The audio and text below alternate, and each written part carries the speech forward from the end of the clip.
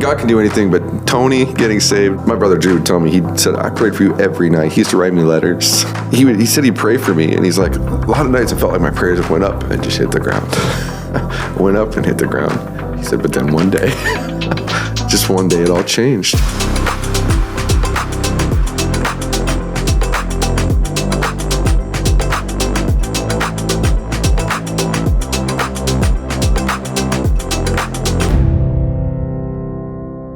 So Tony Meyer, man, is it Myers or Meyer? Just singular. Meyer. Yep. Okay, so you're a Meyer, not a Myers. That's right. Okay. That's right. Part of the tribe of Myers. That's right. Man, Tony, I sure appreciate you coming and sitting down today. And so tell us about yourself. Give me a little short run on your story. Where are you from? What was the lay of the land? Did you come from a Christian family? Well, that's a pretty loaded question, but right now we live up near Ames, Story City. I'm on staff at LifePointe Church. My brother's the pastor. It's the dream. We love it. Awesome. Been married for 16 years this summer. Wow. 2 kids, 11, 7, and 4. So it's busy at our house. It's fun. Yeah. It's really fun. But I grew up originally in North Dakota, Fargo, North Dakota. See, I don't hear an accent. Yeah, we traveled a lot, and when we were younger, okay, in a band, Drew and I, my brother, and so we worked so hard because people make fun of us, you know. Yeah. Oh, you see, I'm from North Dakota. Yeah. Oh yeah. Don't you know? And so we got so self-conscious about it that I was like, I'm really going to work on my O's. My wife's from Minnesota, and you can still hear the O's, but yeah, we worked hard on it. So you guys were in a band? Yeah. I didn't know that. Yeah. Part of my story has always been music. When I was a teenager, I started playing guitar because no one understood me. You know, it's like no one gets me. And so I started playing and writing music in my room by myself. And then I got some friends together and started playing, and that's like pretty much throughout high school and after high school, and then after I gave my heart to the Lord when I was 20, friends started playing some music together, and then got my brother to join and another guy, and we started playing. Yeah, because you were a worship leader for a while, weren't you? Mm-hmm. Yeah. So I guess I knew that part of your history, but I just didn't know there was this roaming rock band. Yeah, we history. played. It was fun. It was really fun. Huh. Interesting. So what does Drew do? What he does plays he play? bass. Yeah. Okay. Well, he played guitar, and so I was like, "Hey, we need a bass player. Can I teach you how to play?" And he's like, "Sure." And at that time, I was like, "But you have to wear my clothes," because he just dressed like a normal, 18-year-old kid, basketball jersey, stuff like that. And I was like, "You're gonna have to wear my clothes if you're gonna." And he's like, "Okay." So he called it his band costume when he would go out. Did you guys? You did travel around? Oh yeah, we traveled all over the country and played. It was fun. Yeah, it was really, really fun. So now, how did that open up? What were you? I mean, playing in Christian venues or any kind of venue? Honestly, I was saying about the Lord. That's all we sang about. We were open about that. We definitely looked at it as a ministry, but we played primarily with secular bands. Huh. So you must have been pretty good to travel. I think so. Yeah. Wow. It was fun. I mean, it's not as luxurious as people think, Yeah. Sleeping in a Walmart van in August in 98-degree weather. Oh, like, why did I eat a hot tuna fish sandwich? You're like, why did I do that? What am I doing? So what was your band called? It was called Besides Still Water. Huh. Yeah. Interesting. So what years was that? That must have been 2004 to 2009 or so. Until Drew got married and ruined it all. So. Yeah. That's funny. Yeah, it was a fun time. And so then, so now you guys work together. You pastor together up in Ames. Yeah. LifePointe. Yeah. One of my favorite churches, and I mean that. Oh, yeah. I appreciate that. Yeah. It's one of our favorite churches too. So yeah, it's the dream. I mean, we are, people have asked me that, what's it like to serve with your little brother? And I was like, it's the best. It's the best. I don't want his job.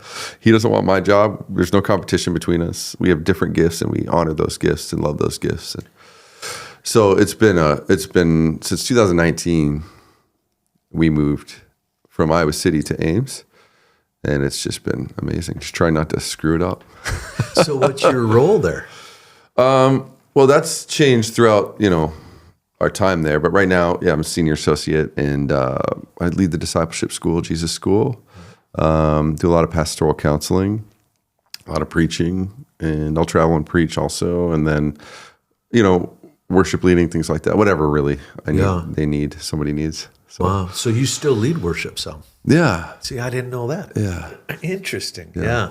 Well, one of the things I love about, and I've told you this, but what I love about you guys up there at LifePointe, what it feels like is just this heart purity when it comes to ministry. There's not any pretense. There's not any, you're not trying to manufacture something. And you guys are looking for the real deal, and you're not going to manufacture it if it doesn't show up. Right. And I love that, man. Yeah. I love that about you. It's like you guys, there's not this motivation there's not this selfish ambition, which is really biblically, it's the selfish ambition and heart purity are juxtaposed over against one another. You can't have one with the other. They're mutually exclusive. And I run into that when I'm around you guys. Yeah. And I just love that. Yeah. Well, it's one of the things the Lord had to kill, that young man ambition. Yeah. Like, how do you stay zealous for the Lord, but also grow in your in wisdom? When you're young, all you have is zeal, and that's not your fault because you don't have any life experience. But what I've seen happen is that you gain wisdom and then you lose the zeal. But I think you should keep your zeal or grow in your zeal even, and grow in wisdom. Those things aren't necessarily meant to be like enemies. They work together.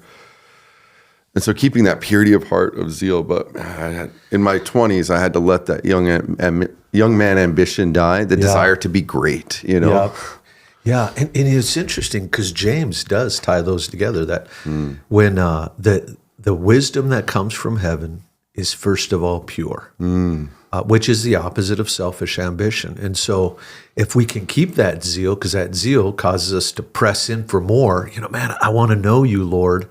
But if we, for the right motives, well, then wisdom comes. God begins to show us things. And yeah. Well, I just feel that about you guys when I'm around you and just seeing what you guys have created up there. And Well, that means a lot. I mean, we've been a part of things that we're like, man, is this how it's supposed to be? You look around the church, and even the church at large now in the West anyway. Yeah. And you're like, man, is this, when I read the word, is this how it's supposed to be? Is it all supposed to be about like one big personality and this consumer-like mentality and pastor, feed me, feed me, feed me, feed me, and all that stuff? I'm like, man, I don't know if that's how it's supposed to be. And so we don't claim that we have it all figured out by any means, but we really, like you said, just want the real thing. We want to see the Lord move. I don't want to see something conjured up, because as well as I do, anything you manufacture, you have to use that same energy or more to keep it going. Right, yeah. It's like, oh man. And I was telling some interns yesterday, I remind myself often, and the Lord, like, this is your thing. This is not my thing. I'm a part of your thing. This is your ministry. This is your church. In fact, I am yours. I'm not even my own. And so I find when I get my mind in that sort of place, it's very helpful, because then it's not all dependent on. What a relief it is to know that it's not all dependent on me. Thank God. Yeah, man. And even when you say that, I've been in full-time ministry for, almost 40 years. And I need that reminder.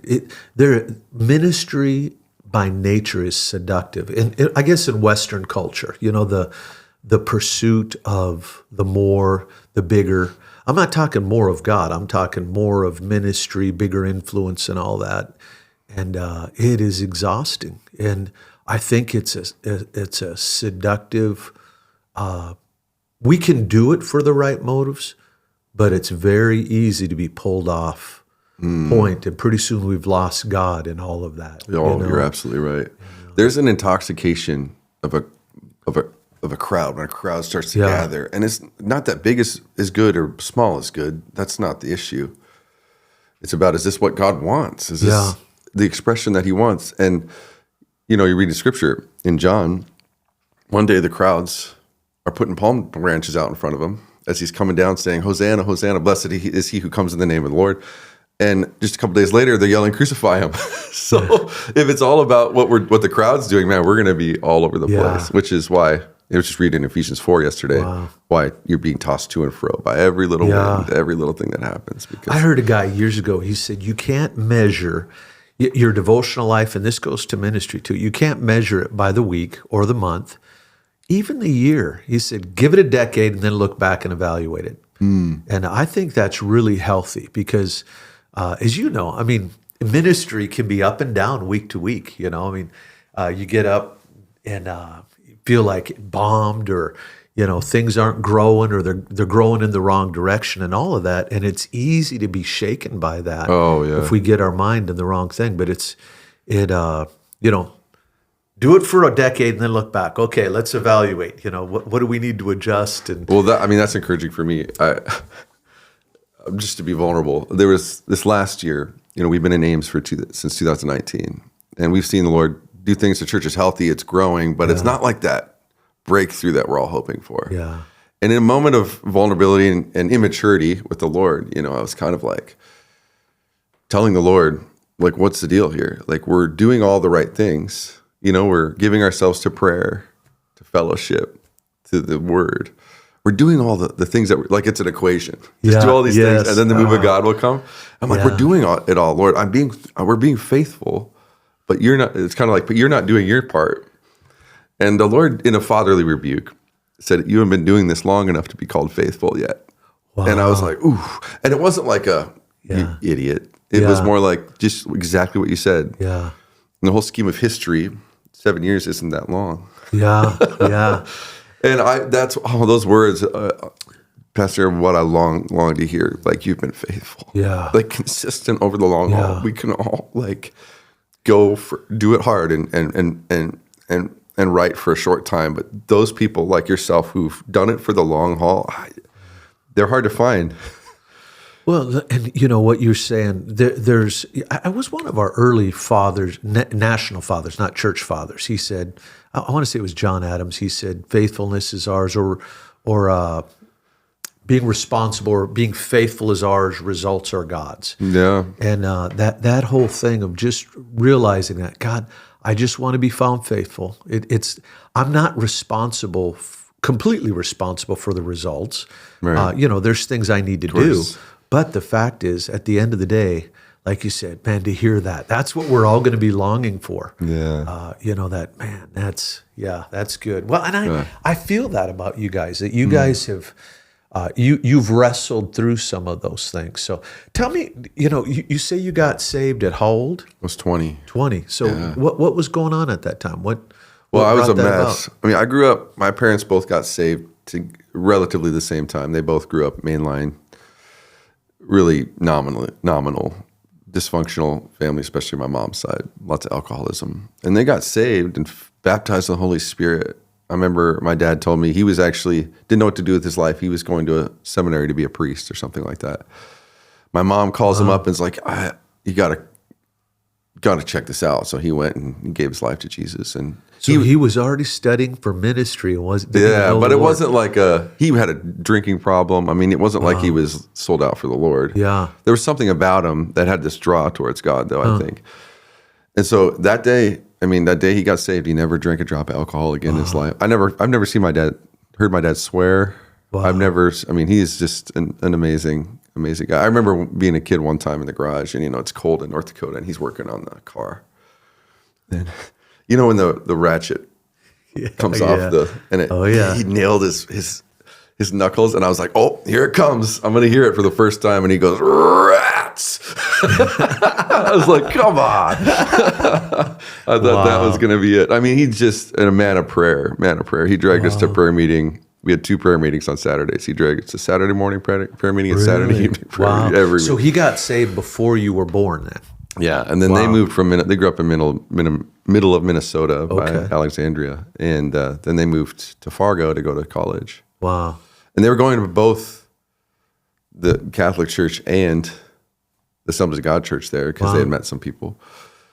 And it just, because, how big of a deal that would be, it is to leave the church. Yeah. And so when my sister was born, they made the decision, like, this is going to be too confusing. So we just got to choose. And this is where all our friends are, and this is where we feel God. And so we're just going to, we're, on that side of the family, we're the only ones that are not Catholic. We're kind of the outliers in the family. Wow. But yeah, so they got saved and then just started living for the Lord. And so my sister came, and then me, and then my brother Drew, and then my youngest brother Bryce. And after my youngest brother was born, my mom started really experiencing some postpartum depression. And my mom was just a really strong believer and loved the Lord.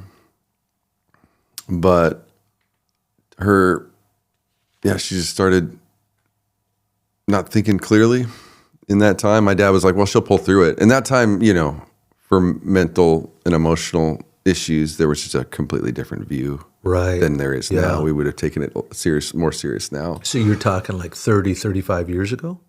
Yeah. So I was born in 83. So this would have been the early 90s, late 80s, early 90s. Yeah. And so she got connected with this lady in our church who was also her doctor, and turned out to not be. She was not who she said she was. And anyway, they got intertwined, and my mom started drinking alcohol, and it started with prescription pills, and got addicted to those. And then when that got cut off, she started drinking. So all of a sudden, our life as kids, it was like this normal, completely normal Midwestern life. We weren't rich, we weren't poor, we were doing fine. Then took this really bizarre turn. Wow. And you were how old at that time? Well, I was it was right after my brother Bryce was born, so I was probably 5 or 6. Because I could still remember being like 6 years old in my bed, and my dad coming in and say, Tony, I'm gonna have to move out of the house for a little while. So my mom kicked him out. And so it's interesting, the memories that are etched in your mind. I can still see him telling me that. And he moved out into this little tiny efficiency apartment. That was just so sad. Every time we'd go there, it was just like the saddest place. I hated going there because I felt so bad for him. Wow. And he set up Hot Wheel tracks all around this time. It was about a room like this. Wow.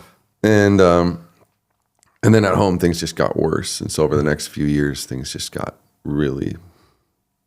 We didn't necessarily know exactly how bad, but there were times... I remember one time in school, we're doing current events where you take an article out of the paper and you read it before the class and tell the class about it. And this girl gets up and she says, there was a woman who got pulled over for a DUI, and over the course of the stop, she stole the police car, and there was a police chase.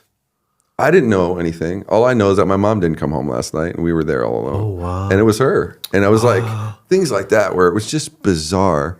Yeah. Things that didn't make sense. And but at the same time, my dad was such a man of faith and was so invested in the church and the people there that I had this picture of my mom as like the exception of what a woman is supposed to be like. Like, I looked at her and I looked at all these other women of God, and I was like, okay, this is how they are all like, and this is how she's like. So I didn't have this picture in my mind that this was normal behavior, that this was good. Yeah, because we were so entrenched in the local church. Yeah, I was like, oh wow, I can see how these mothers mother their children, and I can see how they follow the Lord and worship. And then I look at my own mother. Wow, what a powerful picture of the church. Yeah, because as you know, most people, when they're raised in a home with that kind of dysfunction, that it kind of sets in them, this is normal. Yeah, exactly. But because you had all this normalcy, this stability surrounding you, you were able to recognize it even as a child. That's amazing. Oh, yeah. Wow. And so, finally my parents did get divorced. And the only reason my dad really did that was because that was the only way he could get custody of us. Wow. And so then my mom moved out and was in and out of treatment for years, and homeless. I mean, she just was going through a tough time until, I was about 10 or 11 when she just decided that she didn't want to live anymore. And so I remember that week we had gone out as a family to the movies and to eat. And I remember sitting in the car, and my dad and mom were there. What I didn't know is that week she was basically saying goodbye to everybody. Wow. But in my mind as a kid, we're sitting in the car. You have dad, you have mom, you have brothers and sisters. We're all there. Yeah. And you're like, oh man, it's happening. What I hope for is happening. They're going to get back together. And then next thing you know, she wrote this letter. She'd given her life back to Jesus a couple weeks before. Yeah. So she wrote this letter. It's just like, I just want to go back. I just want to be with Jesus. I just want to go be with Jesus. So she parked her car in the garage where she was staying and opened the windows and turned it on, and that was it. Wow. And so man. as a young man, I immediately blamed God for this. And I remember going back home, and our house is filled with people, and I just wanted to be alone because I was like, me and God are going to duke this out. And I went outside. I remember 11 years old, I punched this tree as hard as I can, which was a mistake. Yeah. And then I start yelling at God, and I'm like, you could have done something about this, and you didn't. You didn't do anything. You don't care about me. And so even through all the time I wasn't serving the Lord, it wasn't that I didn't believe it. In fact, I did. Yeah. I knew he was real, but I hated him. And my idea about who he was completely misconstrued. And it's how the enemy works, isn't it? He comes up and he bites us. And you were about 11 years old at that time. Wow. Like that. So for the next 9 years, I just did everything I could do. So that day I made a choice. I made a vow internally. Yeah. I'm not going to serve you, God, and I'm going to do everything I can that I think is the opposite of what you would want me to do. So at 11, you can't do a whole lot other than have a bad attitude. But I was the kid in youth group or kids' church in the back, not thinking that I'm not listening. And I've always had a really tender heart, but my heart got really hard. So I started experiencing depression and all that stuff when I was 14. And same time I drank for the first time. And it was this amazing feeling for me. Well, it was this ambivalence. I loved it and hated it at the same time. I loved it because I could escape, and I hated it because it associated me with weakness, like my mother. Wow. But for whatever reason, which is so weird to think about now that I'm, like I said, almost 42. Think about a 14-year-old. That's like, you don't know anything. And at that time, you're like, oh, I'm out here. I'm so cool. I'm drinking and smoking. And it's like, you're 14. You don't know anything. Right. How do you even get alcohol? Yeah.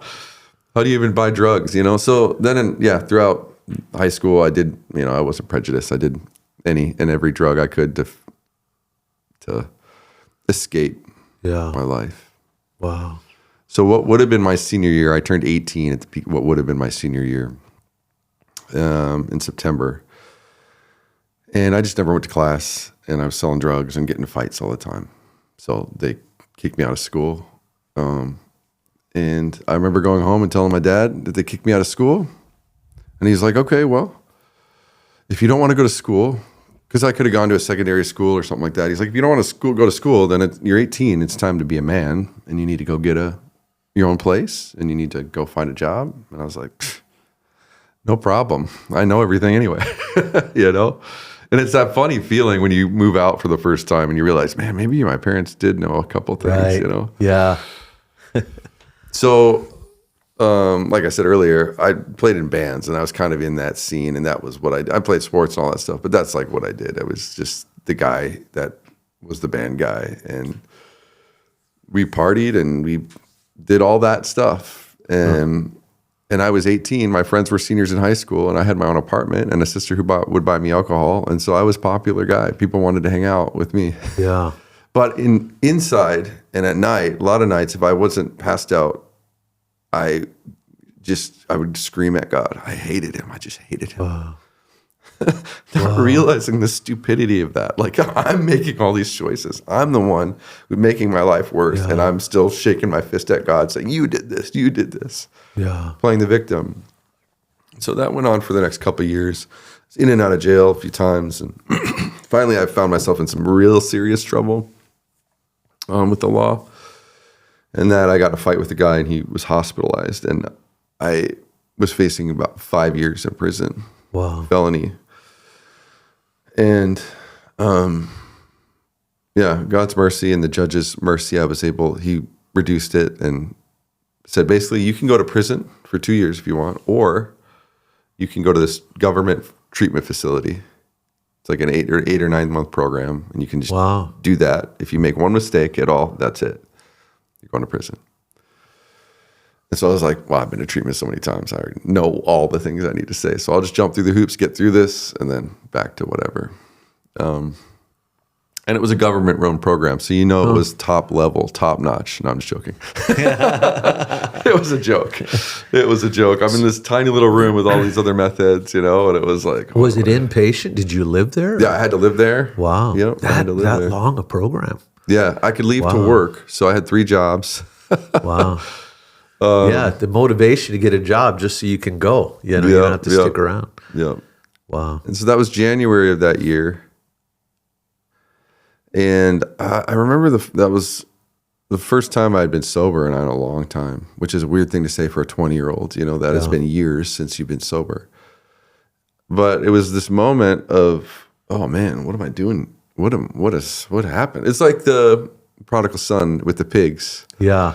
He has this moment of like, what, the pigs? How did I get here? And I was like, I wasn't calling my roommates pigs, but I was like, how did I get here? Yeah. I was like, if I keep doing this, I'm going to put so much cocaine in my body that I'm going to kill myself, or I'm going to end up in prison, or I'm just going to I'm going to be like those losers that hang out with us that I don't want to be like. That's going to be me. But I didn't have any idea what to do. And so I had no one. I'm there for a couple of weeks. I hadn't seen my family in 6 months. Last time I saw them, I'd cussed them out, told them I never wanted to see them again.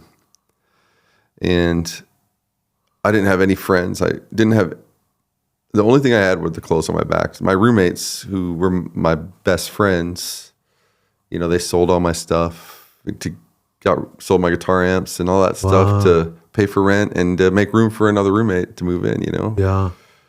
And so I didn't even have a toothbrush, I brushed my teeth with my finger for those first 2 weeks. And I was like, what am I doing? What is happening? And I felt completely alone, like that really scary type of alone where you're like the hopelessness alone. And one day I'm sitting there and I'm looking out the window and I'm feeling sorry for myself. I'm like, well, I don't know what I'm going to do. And all of a sudden I see this car pull up and it looks like my dad's car. And I don't remember telling anyone that I was there. I mean, I don't know that my probation officer brought me from where I was right there. So yeah. And I look at the window and I see my dad get out of the car, and I see my 2 younger brothers open the door and get out of the car. And immediately I just felt anger. That was my main emotion in those days. So it's just anger. I'm like, what are they doing here? The shame that I felt. And I watched them go to the back of the car and pop the trunk. And all of a sudden they start reaching into the back. They're pulling out bags of groceries and clothes and toiletries, And so I didn't have anything. I was so alone. And that was the first time that God began to speak to me about his love. Because here I was, and I'd done everything that was the opposite of deserving his love. And here it was right in front of me. And so my dad and brothers came in, they dropped off that stuff, and my dad gave me a Bible, and he's like, hey, you should read this. And I was like, Dad, I'm not going to read this. And in my family, I mean, it really was, I was like the guy that there's anything, God can do anything, but Tony getting saved, that's like, my brother Drew would tell me, he said, I prayed for you every night. He used to write me letters about how much the Lord loved me. Wow. How much younger is he than you? About 18 months or so, I think. Okay. So he said he'd pray for me, and he's like, a lot of nights it felt like my prayers just went up and just hit the ground. Went up and hit the ground. He said, but then one day, just one day it all changed. And so my dad gave me that Bible, and he said, you should read this. And I was like, Dad, I'm not going to read this. And he's like, well, you don't have anything else to do.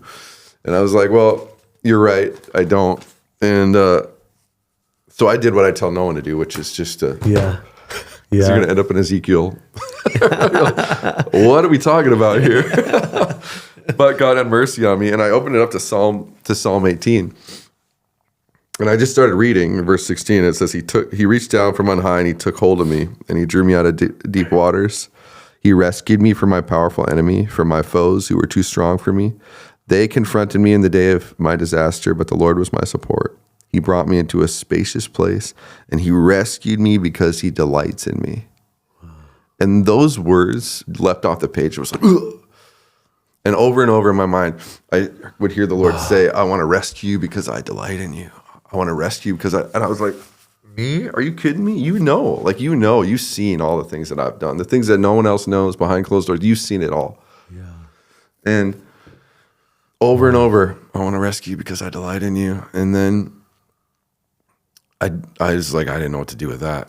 So I didn't tell anybody for about 3 months. And one day I was sitting like this, like we're sitting at lunch at this little diner, the Frying Pan, which is a stinky place. You got to pay with cash. And the food's not that good. There's lots of strange people hanging around. It was like my kind of place. It still is. I like those kind of places. And we're sitting there eating, and my dad looks across the table, and he says, Tony, aren't you sick and tired of being sick and tired? And I actually thought about that. I thought about what he asked me. It's like, I think I am. Like, I'm sick of hurting people. I'm sick of being empty and angry. I think so. And I said, yeah, Dad, but I don't know what to do about that. And he goes, well, don't you think it's time you made a change? And I was like, well, yeah, I don't know what to do. And he said, well, the first thing I think you need to do is give your life to Jesus and start over. And I thought about that because I knew what that meant. Yep. Even at that time, I knew it was a forsaking of, even though I wouldn't put it in those words, I knew it was a forsaking of all the old things. Yeah. A dying to self and living for the Lord. And I also knew what it meant to my family. But I thought about it. It was kind of like, I guess I don't have any other choice, What else am I going to do? This is not working out. So I said, yeah, Dad, I think I do. And he was like, oh, so we paid the check as fast as he could. Yeah. And we went out to our 98 Dodge Caravan, and there we sat. And I was waiting for him to lead me in this prayer that he'd been practicing or something. And he said, son, you just got to pray. And I was like, Dad, I haven't prayed since I was a kid. Not even realizing that those times that I'm screaming at God is a form of crying out to him. Yeah. But I'm like thinking of this liturgical, prayer that I needed to pray to impress him. And he said, Tony, just pray from your heart. And so I remember putting my hands like this. And I was just like, God, I need you. Like, I need you to take control of my life. Like, I can't do this on my own. It was like a simple prayer. That was 21 years ago. Wow. And that was the first day of my life, I'd say. Yeah. And I'm so grateful. I'm so grateful for my father and my brothers who never preached at me, but just loved me. Yeah.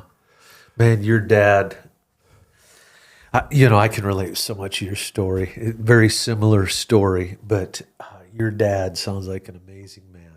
Yeah. So people ask us, they're like, oh, he must be a pastor or something. I'm like, no, he's a firefighter for 40 some years. But just a man of God. Like, he showed me what it is to just live a normal Christian life. Like, as a biblically normal, not like culturally normal. Yeah.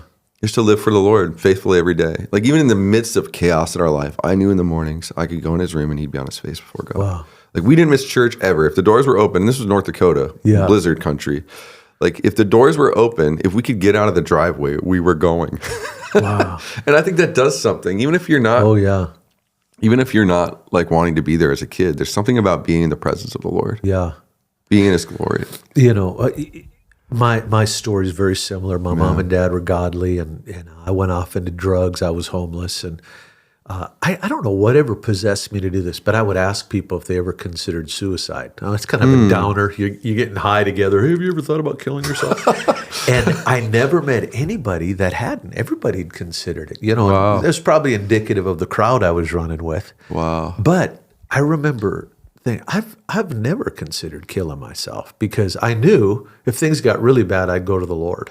And it was because there was this stability. There was this rock in my life that I look, and it was my parents, their walk with God. I watched them go, through hardship, good times, bad times, but they were solid. And so I knew, things get too bad, I'm going to go back to the Lord. And, that's interesting. Yeah. Which, I mean, we talk to parents about this often, and it can feel legalistic, but it's like, get your kids in church, like around people. Yeah. It's not like we're taking attendance, but there is something lost in that. Kids need that over and over and over to hear the same thing. And it's funny with kids, and I did the same thing. When you tell your kids the same thing, and then they go and they hear the same thing from somebody else, they're like, Dad, I heard this today. And I'm like, All right. Yeah, I'm glad you. Same thing as a pastor. Man, did you hear that special speaker? He said, and sometimes I know he didn't say it. I said it. You know, they'll give a direct quote and attribute to someone else. Like, what? But yeah, You're glad they got it. You're glad they got it. Yeah. Yeah. You're sometimes I am.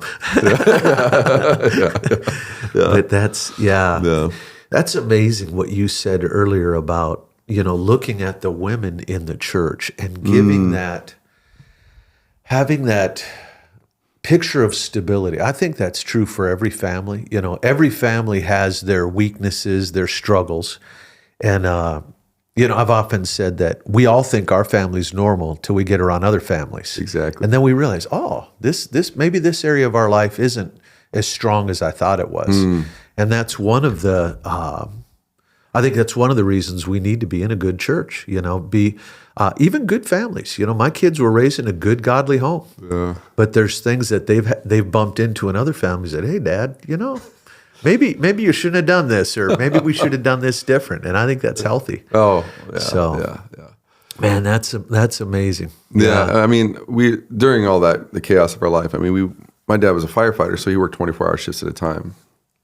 And so us boys, we were wild. I mean, we were like a tornado. Like I told moms this, who come in, you know, and it's like, oh, the Meyer boys are here. Everybody knows it's like a tornado has walked in. And we have, you know, there's always families like that where I was like, that was us. Just to give you, hopefully that gives you some hope. Yeah. And now we're your pastors. Yeah. And we, you know, we would roll through babysitters, just poor ladies. But we had people within our church that took us into their home for months at a time, as kids, you know.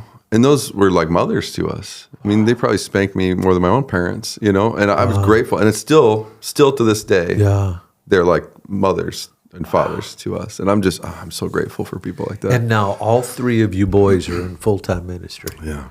Wow. What a story. I mean, the essential nature of the church in families' lives. Wow. That's right. That's amazing. So then, after I got saved, our church kind of went through like, well, I should say that first year after I got saved, I really struggled because I was trying in my own strength to be a good boy. Yeah. And I had no friends, so I just followed my brother around. And he had a life, believe it or not. So I was real lonely. I got arrested again by accident. I was trying, but my license had gotten suspended it was a mistake, but it happened. Yeah. And I got arrested while I was working delivering pizzas. And I called my dad. I'm like, Dad, I'm trying real hard, but I'm in jail. Can you come get me? He's like, sure. And so it turned out to be a big mistake, but that kind of characterized that whole first year. I'm like trying really hard. I'm trying to live up to the standard on my own, and it was exhausting. Yeah. And I remember it was in January, so it had been about a year. And I wrote in my journal, like, God, I can't do this. I can't keep this up. It's too hard. Like, I can't be what I know I'm supposed to be and what I'm expecting, and everyone is expecting me to be. Yeah. And so I wrote the words, Lord, I need you to rock my world. And that's a dangerous prayer to pray, which I didn't realize. And I love that the Lord's like, okay, be careful what you pray. Because 2 weeks later, my brothers and I were leading worship at this junior high retreat. And, you know, my life is a mess, and here I am leading worship. There's more I could say about all that. But it's a Saturday night service, and the guy who's leading it is a guy named Drew Becker. He's up in South Dakota now, but he didn't know us at all. And he's doing the altar call. And he's like, I'm not going to have the worship band respond, but I'm going to have, you guys might need to, or I'm not going to have you come play. You might need to respond. And so we're like, oh, okay. He gives a response, and we respond, whatever. I don't remember what it was. But then out of nowhere, he goes, where are the three amigos at? And we're like, what is he talking about? The three brothers, where are you at? And he calls me and Drew and my brother Bryce up. And I remember Drew's standing here, Bryce is standing here, and this guy doesn't know anything about us, and he just starts reading our mail. He goes, you have been through an incredible amount of tragedy and trauma in your life, and you're carrying all that stuff still, and tonight God wants to free you. And I didn't even put together what I had written 2 weeks ago. But I was still dealing with depression. I'm still dealing with suicidal thoughts every day. The thought of blowing my brains out would flash through my mind. And I was just like this moment of desperation. I'm like, oh, yeah, please, please. And he reached his hand out, and You know how people sometimes can pray for you and they're like shaking you or pushing you over? He touched me with his finger right here, and it was like a lightning bolt hit me. It was terrifying. I knew about the baptism of the Holy Spirit, sort of, but I had no theology for it or paradigm for it. People said I screamed, so I don't know if a demon came out of me or what. But I hit the ground, and I could not move for 45 minutes to an hour, and I could not speak English. I was speaking another language. And as I laid there, terrified of what was happening to me, I remember looking over and seeing my other brother, Bryce, face to face. The same thing happened. Wow. Him and I all are more, three of you were hit like that? Oh, yeah. Drew didn't have the same response, but God still worked according to our personalities. Drew's definitely more stoic. Yeah. But the presence of God just nailed him.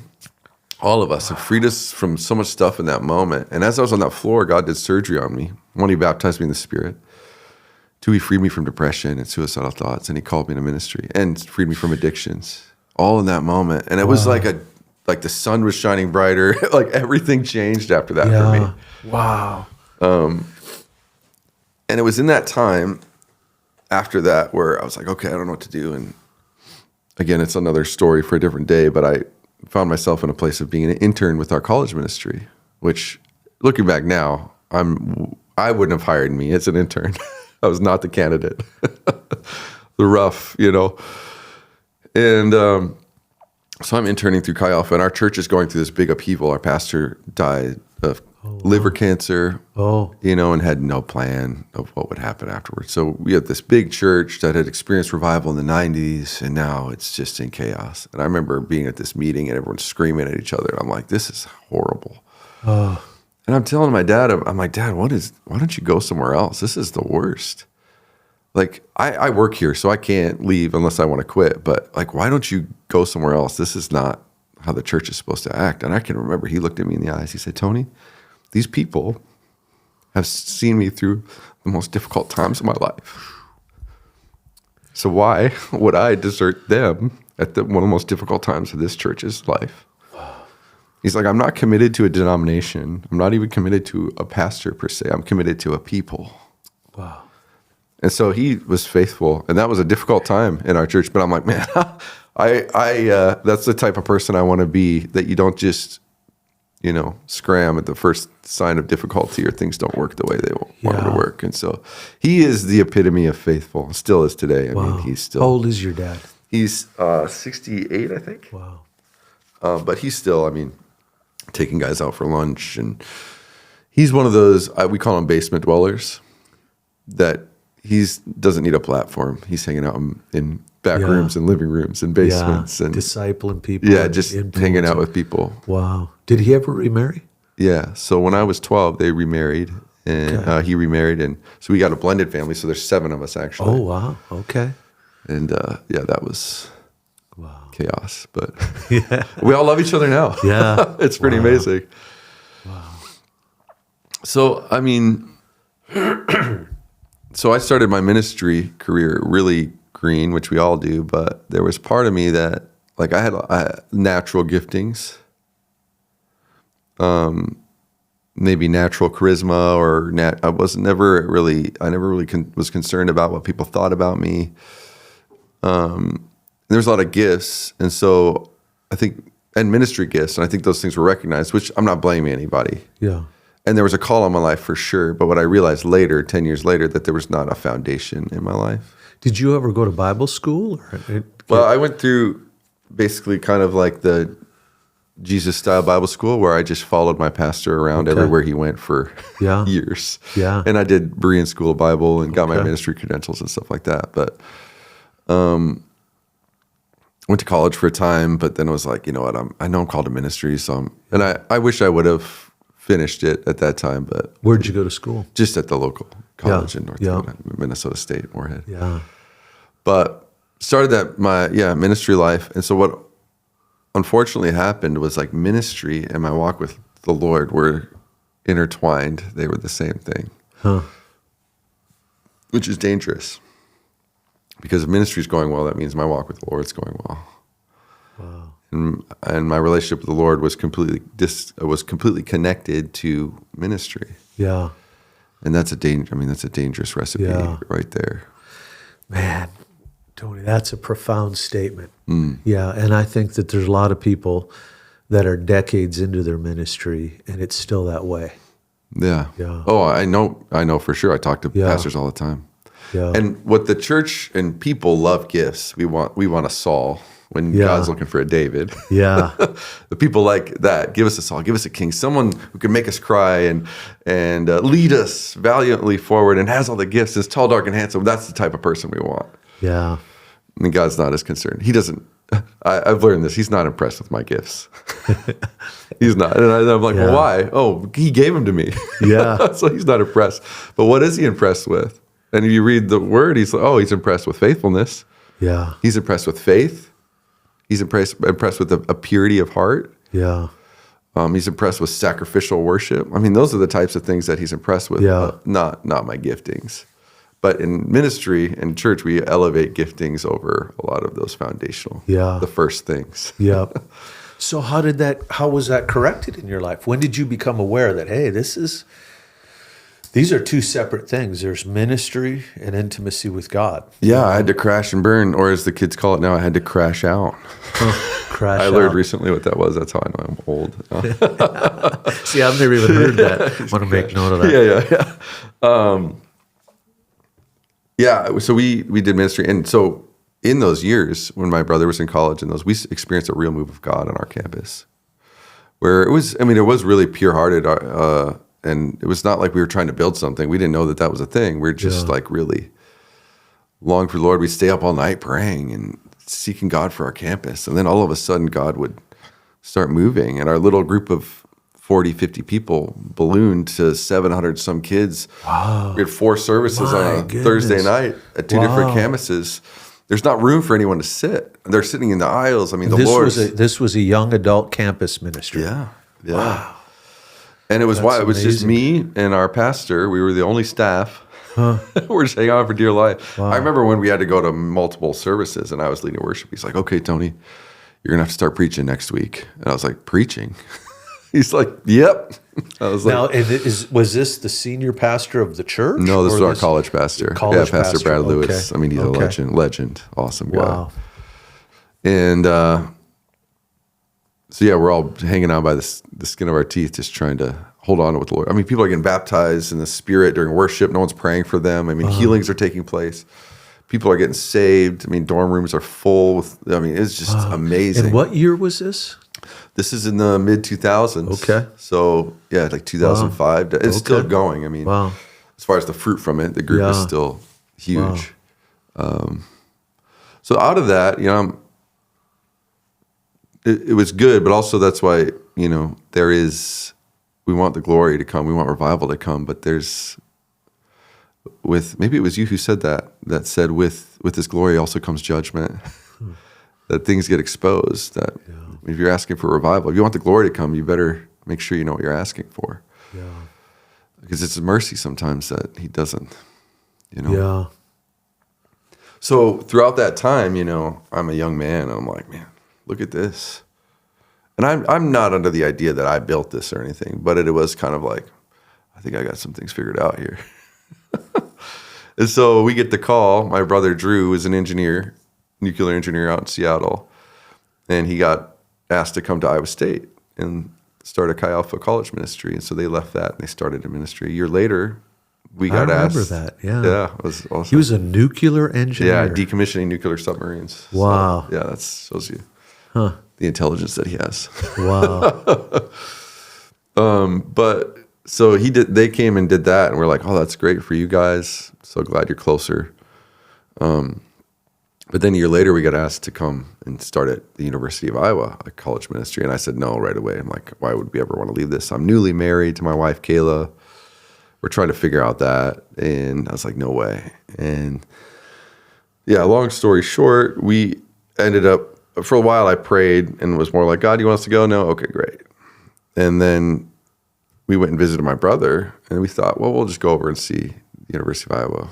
And we were there, and we're like, man, these people need help. Yeah. Still do. Still.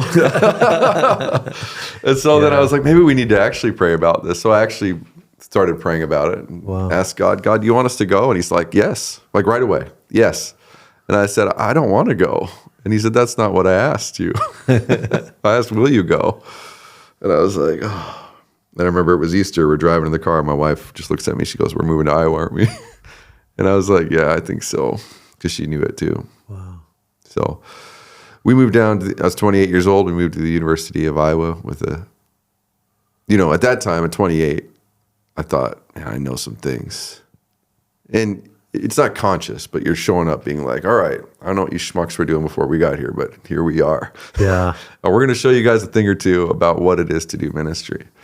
Again, not realizing that my identity was completely intertwined with ministry. Huh. And because you were connected with a strong ministry, things were going good. Right. Yeah. I was living in this delusion that I had this foundation in my life that I didn't. Yeah. And the only way the Lord could reveal that would be to get you out of that environment where things aren't going as good. Exactly. Yeah. Wow. Exactly. And he loves us so much. Oh. Yeah. Yeah, there's two things that I learned in that time. One is that I'm worse than I think I am. In that, like when Paul talks about throwing off the old and putting off the new, like he knows what he's saying. Or Jesus when he said, deny yourself. Yeah. Take up this idea of dying and dying to self. There's a reason that's in the word. You're worse. I'm worse than I think. And then the second thing is that he's better than I think he is. Yeah. And good. again, I've had to learn most things the hard way. My brother has been wise and watched me make mistakes and been like taking notes. It's like, okay, not going to do that. Not going to do that. I unfortunately have had to learn the hard way. So we moved to Iowa. We're struggling behind the scenes in our marriage. We just have no idea what it's like. You're about a year into it, 2 years into it? Yeah, I mean, our whole first 5 years of marriage were just a disaster. We fought just constantly and did not know how to communicate with each other, did not have an idea or what marriage is supposed to be like. I thought as a young man, I'm getting married. This is great. I was almost 26 when I got married. I'm like, I'm just going to get married and keep doing all the things that I'm doing. It's just now I have a wife. Yeah. Which was so stupid. I can't hang out with my friends until 2 a.m. playing video games anymore or whatever it is. It's like you have to grow up and be a man now. Yeah. So we were struggling behind the scenes. And what started to happen in my life is I realized, okay, I'm at home and all I hear is a lot of criticism and all the things that I'm doing wrong. But then I walk into this room over here and people like what I have to say. Yeah. And they respect me. And that feels good. And so I'm just going to keep giving my time and effort more to this over here and keep this in the dark, hoping that it'll get better on its own, which we know, that's what I tell people all the time. Like my goal in life is to not have any shadows, any dark places. That's where the monsters lurk. Yeah. That's where the mold grows, is in the dark places. So Lord, shine a light on every part. My life is an open book. Yeah, that's good. And so things at home just deteriorated more and more. And we were having some staff issues. And the ministry itself, as far as like what God was doing on campus, he was having mercy. And I mean, students were coming, getting saved. I mean, atheists were getting saved. People are getting healed. Students, international students from countries like Iran and other places are getting saved. I mean, it was really neat. Lord was merciful. Yeah. But then my personal life, it just kept getting worse. And I'm playing this game with myself. Obviously, none of it is, you're not like knowingly doing that, but like I'm playing this game with myself. It's like, oh no, you got this. You're all right. And the Lord's like, hey, you should take this off ramp here. You're on this road. You should go off here. And I'm like, no, I got it. I think I got this figured out. Lord, it's fine. And I never got off. And so when you say that, Tony, what would one of those off ramps look like? Are you talking about resigning? Or are you talking about taking some time away? Yeah, I think being honest with myself. Yeah. Listen, this is not sustainable. You have to take some serious measures for your marriage right now because this is not good. And it's not pleasing to the Lord. Yeah. There's a verse that haunts me and still in this day in 1 Peter 3 when Peter's talking about how to treat your wife. Yeah. He said, honor your wife and have compassion on her, for she is a weaker vessel, lest your prayers be hindered. Yeah. And there's that verse, and I'm not entirely sure completely what it means. Maybe you have insight. All I know is that my prayers can be hindered, and one of the main ways is that if I'm not honoring and loving my wife well. Yeah. And I'm like, oh, golly, he takes that seriously. Yeah. He takes that really seriously. That's sobering. And so I wasn't doing that. my life was just starting to get sloppy. It's not like I had these hidden sins or anything like that at that time. It was more of this not being honest with myself about the true nature of my heart. Yeah. And the idea of, I got this. But eventually it did get to a point a few years in, I'm 30 years old, 31 years old, when I realized, I remember the day that I was like, oh no. At that time I had made mistakes. And it was, again, another moment of my life where I looked, and it was like a sobering moment where I looked at the lay of land in my life, and I'm like, whoa, how did I get here? I never in a million years thought that I would be a pastor that would make the mistakes that I was making. That was saying one thing, and then there was this part of my heart that was not congruent with that at all. And then at home, I'm just not. My wife and I are completely living different lives. And that was like this day, and I was like, oh, I have to. And so my brother was the state director of Chi Alpha at that time. So I remember that was one of the longest drives of my life, because I decided, I didn't even talk to my wife about it, that I was like, I have to resign. Wow. Like, I can't do this. Like, the conviction was so heavy on my life that it was like unbearable. And I remember driving there, and I'm just like, I wish it wasn't my brother that I had to share this with. When in some ways I wanted to be my brother just as my brother, but not as my boss. Right. So there was like multiple ways in which that it was going to be harmful. Yeah. And I remember telling him that I have to resign, and I told him everything that was going on. And and then went home and told my pastor, and then that night told my wife, and I was so surprised at her reaction. I thought, okay, I'm going to tell my wife all these things. And the narrative that I'm telling that I had in my mind this whole time was, if she sees the real me, she's going to run away. And I showed her the dark parts of me. Like, I opened myself up completely, and she didn't run away. Wow. In fact, that's what she was really wanting to see. Yeah. She wanted to see the real me the whole time. And it wasn't like she was pumped and excited about everything that was going on, but she said, I'm willing to make this work. Namely because we had a 1-year-old daughter at that time. Yeah. And she's like, and she needs a dad, and it needs to be you. And so at that time, I was like, ministry is done. I don't even know if I can serve the Lord. I felt like I failed him so badly that I'm like, I've kind of disqualified myself from his mercy and his grace, that I wasn't even sure that I was going to serve God anymore. That there was enough, like I read in Hebrews where it was like, I trampled the cross. I'm like, that verse kept coming in my mind. Look, that's you, Tony. Wow. You can't, like, that's the enemy using scripture against me. That's you. You. There's no coming back from this. Yeah. And so I spent the next 3 months just in the basement feeling sorry for myself, having a pity party. And I had this conversation with my sister that was life-changing. I won't get into all that, but it was kind of the idea that I can't go back and change anything. We all wish we could. Yeah. All we have is right now. So what are we going to do today? And that was the day I decided, okay, I don't know who I am, but I want to make this marriage work. So one day I was in the basement, and I was praying. And again, it was one of those times I was screaming at God, and I was like, I'm 31 years old, and I don't know who I am. Who am I? God, who am I? I mean, if the neighbors heard me, they'd think there was a crazy guy. I'm screaming, who am I? And all of a sudden, I hear God speak so softly. He just said one word, 3 letters. He said, son. Wow. And I was so annoyed by that answer. I said, God, I know that. Like, I know the scriptures. I preached it. I know. Yeah. No. I asked you who I am. What I thought I was asking is like, now I don't have ministry in my life, so I don't know what to do. Yeah. Not who am I? I'm like, what do I do now is what I was asking him. Not knowingly. I had these things conflated. And again, he just said, son. Not Pastor Tony. Not Father Tony, husband Tony, friend Tony, son Tony.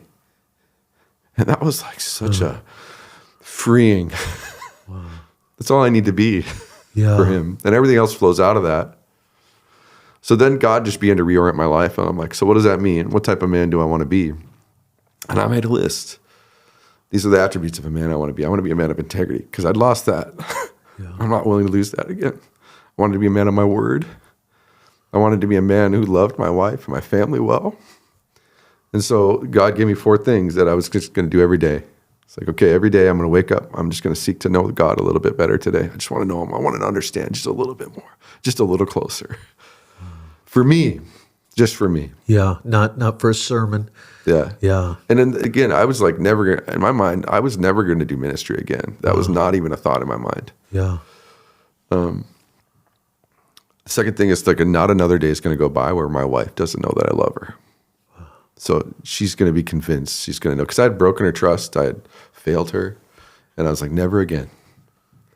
And the third thing is my kids were going to know the same, like that they're not going to be sacrificed on the altar of ministry. And the fourth is like, I'm just going to be an influence today. Just in some way, I'm just going to try to be an influence. And so I was working at a car repair shop. And it was not an encouraging place. Everybody's always mad at a place like that because the customers are mad because their car's broken and it's somehow my fault. And then the mechanics are angry because for many reasons. And then here I am, finally living free for the first time. And I've never been characterized as happy-go-lucky. I'm not like a very gregarious person. But that's how they viewed me. That's how dark it was. Like that's the contrast. Because I just was like, I would sit in my car before work and I'd be like, I'm going to be an influence. I'm going to be an influence today. I'm not getting up and preaching a message, but I was encouraging. I wasn't razzled when people were mad at me. And I'm like, I'm going to be an. And so guys would come to me in private all the time and ask me questions, and we'd have a conversation. One day, my boss was like, "This lady just bawled me out," and I didn't react or respond to it. And he was like, "Why are you so happy all the time? This is not a happy place." And so I invited him to come. And I was like, "Well, you should come." And so he started coming to church with me. Another guy started coming to church with me. And I started living out my life, which I tell my kids now, Dad, do we do that just because we're pastors? I was like, no, our life wouldn't be very different if I wasn't a pastor, other than where I go to work. Like we do this because we love Jesus. That's why we do all the things that we do. Man, that's beautiful.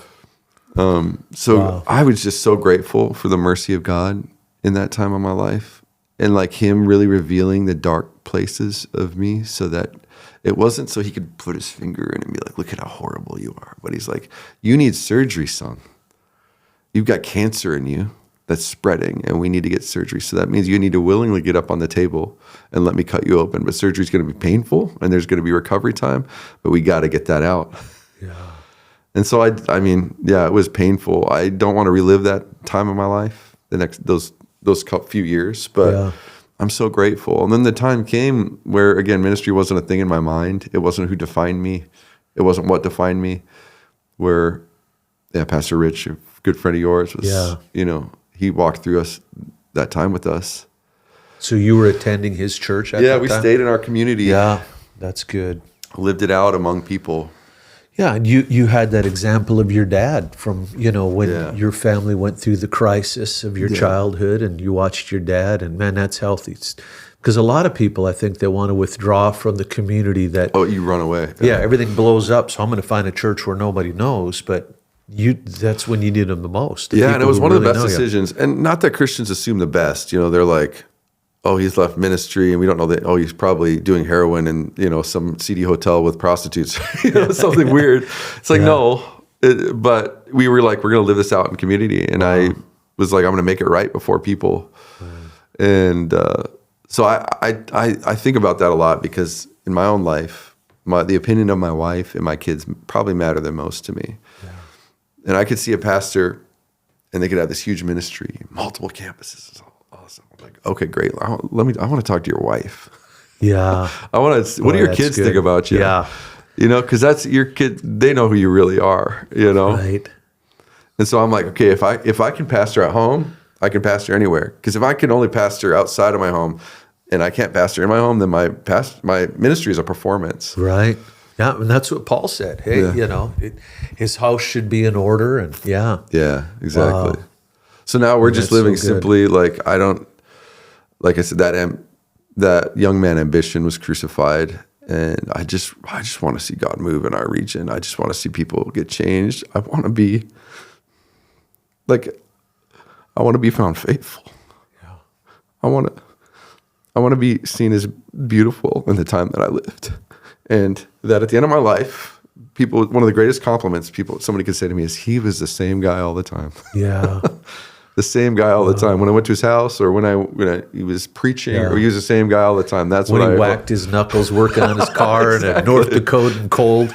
Yeah. Exactly. Yeah. That's what I want. That's what I really want. And, I want people to get saved. I want our church to grow, all those things. But, true identity in the Lord, I know that's like a trendy thing to talk about. We sing songs about it. But to really know, like in the deep places of who you are, that, man, you're loved. Yeah. And to know who you are, like what he says about you, more than like the daily affirmations trying to convince yourself in the mirror, but like to hear the Lord, not hear what somebody else says, but hear him say it to you. Yeah. That's the game changer. And then to start living it out day by day. We live our lives a lot of times perpetually in the past or the future, it seems. Yeah. And there's an aspect, I was talking to my brother recently, my youngest brother, about like the life of an addict is just crisis. It's day by day. It is, you're taking it one day at a time, but it's all in crisis. How am I going to use today? How am I going to eat today? Yeah, it's interesting. Where am I going to stay today? And so it's an aspect of that's kind of like the Christian life, in that it is taking it a day at a time, but it's just completely skewed. There is an aspect of what it is to walk with the Lord, taking it a day at a time, not borrowing trouble from tomorrow. Yeah. Dealing with the things that you had to deal with from the past. Yeah, not carrying the burden of the past. Right. But not trying to pull in the burden of the future. Right. But That's and living interesting, today, knowing that it's affecting tomorrow. That's what you don't have in the life of the addict. It's just this narrow focus. Yeah. But it's godly wisdom to know that today is like a brick in the foundation of my life, or the house of my life, and I want it to be a good one. Yeah. So we're not perfect, but hopefully I'm winning more than I'm losing. And today I'm going to build something, and it's going to build towards the next day and the next day and the next day. That's why I'm like focused on, okay, what am I going to do today? Who am I going to be tomorrow? Or what type of man do I want to be today? Do I want to be like Jesus? That really is the essence of faithfulness. Just living for today, not in crisis, not responding to crisis, but just plodding along. The results are God's. If we ever break into this glorious future we're all contending for, hey, and if it's our children and we just laid the foundation, then that's beautiful. Yeah, I know. You went on a sabbatical here about a year ago, and your family attended here for some of that time, and I knew a little of your story. I didn't know all of this, but just watching you and your kids and your wife, it broke me. Just to see the health and man, tell your wife loves you. Even just sitting in church, and it's a beautiful thing. It's amazing. It's really humbling. I mean, I can relate with Paul when he's in 1 Corinthians 2, when he said, I didn't come to you with eloquence, persuasive speech, but I resolved to know nothing except for Christ and in him crucified. Yeah. It's like, oh man, Paul, the scholar of all scholars, who could debate any of us into the ground, is content. He's resolved to know nothing except for Christ. And if it's good enough for him, it's good enough for me. It doesn't mean that we sit in this place of immaturity. But the paradox of the kingdom is growing, which is weird, to grow into childlikeness and grow in maturity at the same time. Yeah. So growing in dependence and growing in maturity, which is contradictory to, when we raise our kids, we want them to be more independent and mature. But with the Lord, maturity is more dependence on him. It's not like interesting. Self-sustaining. Yeah. The people that I look up to the most are they have a simple and pure and strong faith. Yeah. Life is uncomplicated. Yeah. They're dependent, That's beautiful. So how did you end up back in ministry then? So you're working at a garage, working on cars. It's not even on your radar. What No. what was the re-entrance Yeah, well, our into pastor, Pastor Rich, like I said, he'd walked with us. My wife started working as his assistant. Which I've heard he loved her as his assistant too. She's got like He said she's and a I'm not rock exaggerating. star. She has like genius level IQ, which is great and also maddening sometimes. But she is so smart. Her brain's working faster than everybody else's in the room. She's just amazing. And so she left her job at the university, which I wasn't crazy about because we had great health insurance and she was making a lot of money. And she went and worked for him, and that was great. It was a dream come true for her. That was great. But I was like, oh, that's amazing for her. And, I'm working at this garage, and then one day Pastor Rich calls me. He's like, hey, our worship pastor is leaving, and wondered if that's something you'd consider. And I was like, well, no, I don't think I don't think so. I don't think that's a good idea. I was kind of afraid almost. But as I began to pray about it and talk to Kayla about it, and, we'd be working together. I was like, oh, I don't know how that's going to be. But we found out it was amazing. Wow. And that was such a testimony of our marriage being restored because before we would have killed each other. We couldn't even hang drapes together, But we saw each other's gifts and saw each other like in action. And it was like, oh, this is great. She's amazing. And he's amazing or whatever. It was just a dream. I knew for whatever reason that wasn't like, I've never been a person that was like, one day I'm going to do this, and one day I'm going to be a senior pastor of this church. And I've never been like that. It was kind of like wherever I was, I'm like, I'll just do this. And if I do this the rest of my life, I'm great. Huh. But that was the first time where I was kind of like had this wrestling within me. Like, I just don't feel like I'm going to be here for a long time. Huh. And it wasn't that I didn't like it. I loved being there. I loved the people. I would take a bullet for Pastor Rich. I mean, I just thought the world of that guy. Too. Just such an amazing guy. But I just didn't. It just wasn't something that I considered doing again, and or it was something that there was something within me that was kind of like, sorry, I lost my train of thought there for a moment. There was something that I was just kind of like, I just don't know that we're going to be here forever, and I didn't know what that was or why. But I was leading worship, and I was fine. And yeah, church is growing. Church is all these great things. I'm doing a lot of pastoral counseling. Yeah. And then one day, me and my brother Drew went on a fishing trip together. So we'd been at Life Church in Coralville for, about 3 years or so, 3 or 4 years maybe. And I go on this fishing trip with my brother, and it had always been a dream. That's probably the one dream. During the time of Kayla and I were away from ministry, we went to Florida and went to the beach, and we were just writing down these dreams together. And they were like thinking like the most pie in the sky, crazy dreams we could. And one of those was like, oh, we'd love to do ministry with Drew and Tanya someday. That'd be awesome. Wow. But that's so we're going to Narnia, we just like, what scenario would that ever happen? But me and my brother went on this fishing trip with him and his son, this guy in our church. And one night we stayed up late and we were just talking. And all of a sudden, we're like having this conversation that we're like, are we talking about this? Are we actually talking about this?